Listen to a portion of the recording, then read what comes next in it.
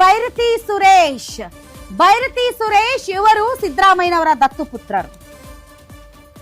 ಸದ್ಯ ಅವರು ನಗರಾಭಿವೃದ್ಧಿ ಸಚಿವರು ಮತ್ತು ಸಿದ್ದರಾಮಯ್ಯನವರ ಕಮ್ಯುನಿಟಿಯವರೇ ಕುರುಬ ಸಮುದಾಯಕ್ಕೆ ಸೇರಿದವರು.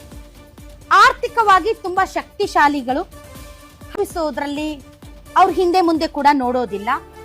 ಸಿದ್ದರಾಮಯ್ಯನವರ ನಂತರ ಕುರುಬ ಸಮುದಾಯದ ಓಲೈಕೆಗಾಗಿ ಬೈರತಿ ಸುರೇಶ್ ಅವರಿಗೆ ಸಚಿವ ಸಂಪುಟದಲ್ಲಿ ಸ್ಥಾನ ಸಿಗಬಹುದು ಅಂತ ಹೇಳ್ತಿದ್ದಾರೆ. ಆಪ್ತರಾದ್ದರಿಂದ ಬೈರತಿ ಸುರೇಶ್ ಕ್ಯಾಬಿನೆಟ್ ನಲ್ಲಿ ಇರಲೇಬೇಕು ಅಂತ ಪಟ್ಟು ಹಿಡಿತಾರೆ. ನಾನು ಆಗ್ಲೇ ಹೇಳ್ದಾಗೆ ಸಿದ್ದರಾಮಯ್ಯನವರ ಬಲಗೈಯ ಬಂಟ ಸುರೇಶ ಅಣ್ಣವರ ರಾಜ್ಯದಲ್ಲಿ ಎರಡನೇ ಸಿದ್ದರಾಮಯ್ಯ ಅನಸಿಕೊಂಡವರ